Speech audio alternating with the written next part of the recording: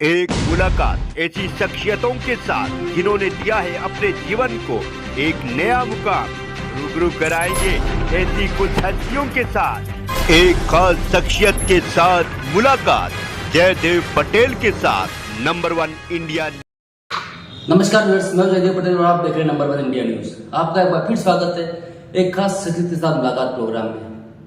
आज हम बात करेंगे लोकसभा चुनाव से ठीक पहले चुनाव आयुक्त के इस्तीफे को लेकर जो एक चर्चा हो रही है देश में, ये कितनी खास और क्यों। और इसी के साथ साथ इस बार बीजेपी का 400 का जो लक्ष्य एनडीए का, ये किस बिहाव पे हासिल होगा। इन तमाम मुद्दों पर बात करने के लिए हमारे साथ खास मेहमान है भारत सरकार में आवास और शहरी विकास मंत्रालय के साथ साथ मोहनलालगंज के लोकसभा प्रत्याशी कौशल किशोर जी का बहुत स्वागत आज हमारे प्रोग्राम में। धन्यवाद आपका। धन्यवाद जी।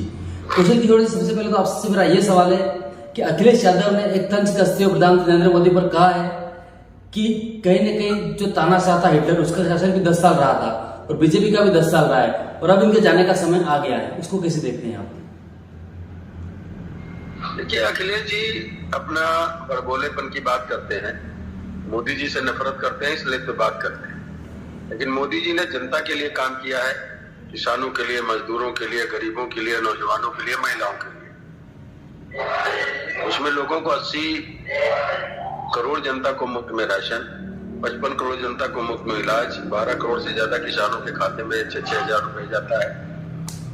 इसी तरह महिलाओं को गैस सिलेंडर चूल्हे देना, 3 करोड़ महिलाओं को लखपति दीदी बनाना, लोगों को शौचालय देना, 4 करोड़ को आवास दिए, 2 करोड़ लोगों को और आवास देना। तो ये सारी जो सुविधाएं, ये आत्मनिर्भर और विकसित भारत बनाने के लिए मोदी जी करने का काम कर रहे हैं। इसलिए सभी को इसी मुहिम से जुड़ने की जरूरत है। अखिलेश जी जो कह रहे हैं उनकी इसका कोई प्रभाव पड़ने वाला नहीं है जी, बल्कि अखिलेश जी की इस बात का जनता खिलाफत कर रही है और अखिलेश यादव की पार्टी के लोग भी बीजेपी को वोट करेंगे इस चुनाव में, लोकसभा के चुनाव में जी। कौशल किशोर जी, लोकसभा चुनाव से ठीक पहले चुनाव आयुक्त अरुण गोयल का जो इस्तीफा सामने आया, उसको लेकर देश के पूर्व कानून मंत्री कपिल सिब्बल ने बड़ा आरोप लगाते हुए ये कहा है कि भारतीय जनता पार्टी लोकतंत्र कहीं के खत्म करने की कोशिश कर रही है, इसीलिए ये इस्तीफा हुआ है। देखिए, कपिल सिब्बल हो या विपक्ष हो, वो अगर कोई अपनी बात कहता है तो उनकी बात का कोई मायने नहीं है। अगर कोई अपनी मर्जी से इस्तीफा देना चाहता तो उसमें कुछ नहीं करना चाहिए, क्योंकि किसी भी निर्वाचन आयुक्त हो या कुछ लोग ऐसे हैं पदपोस्ट जिन पर किसी को हटाया नहीं जा सकता जी, और उसके लिए लाने के लिए, हटाने के लिए महाभियोग है। तो ये कहना कि वो दबाव में कर रहे थे इसलिए इस्तीफा दे दिया, ये गलत बात है। उन्होंने अपनी मर्जी से इस्तीफा दिया और क्यों दिया, उन्होंने उसको खुलासा करने का कभी काम किया है। ये ब्लेम लगाना विपक्ष का बिल्कुल सरासर गलत जी। कौशल किशोर जी, आपको इस बार फिर से भारतीय जनता पार्टी ने भरोसा जताते हुए मोहनलालगंज से लोकसभा सीट का प्रत्याशी बनाया है। आपकी क्या खास तैयारी है और किन मुद्दों के साथ आप इस बार चुनावी मैदान में जनता के बीच जाने वाले हैं?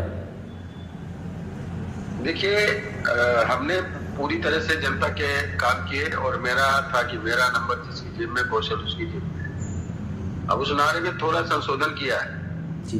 मोबाइल, जिनके मोबाइल में मेरा नंबर, मैं हूं उनकी जेब के अंदर, तो ये एक नारा देने का काम किया है। और इस तरह हम जनता के लिए 24 घंटे उपलब्ध रहते हैं।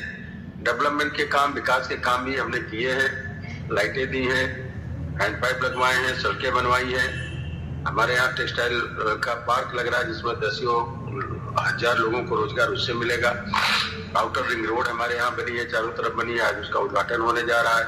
ब्रह्मोस मिसाइल हमारे यहाँ बन रही है, उसका भी आज शिलान्यास होने जा रहा है। तो तमाम चीजें ऐसी हैं जिन पर काम हो रहा है बड़े पैमाने पर। तो फिर से पार्टी ने हमारे ऊपर भरोसा जताया है और जनता वोट देगी, फिर से इस चुनाव को जीतेंगे और उत्तर प्रदेश में 80 की 80 सीटें बीजेपी जीत करके आएगी। 400 से पार एनडीए सीटें जीतेगा मोदी जी के नेतृत्व जी।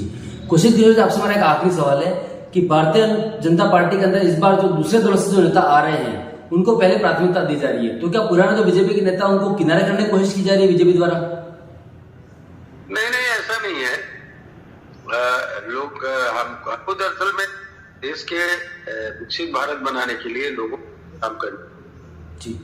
जनता, भारतीय जनता पार्टी निर्णय लेती है और सबकी जिम्मेदारी होती है, किसी को साइडलाइन नहीं किया जाता, सब लोगों को जिम्मेदारी दी जाती है। क्योंकि इस विकसित भारत बनाने के लिए, आत्मनिर्भर भारत बनाने के लिए सब लोगों को अपना समर्पण करना पड़ता है, उसी तरह का समर्पण भाव के तरीके से लोग भारतीय जनता पार्टी में काम कर रहे हैं। जी, कुछ आपने हमारे लिए समय निकाला, उसके लिए आपको बहुत बहुत धन्यवाद। थैंक यू, धन्यवाद।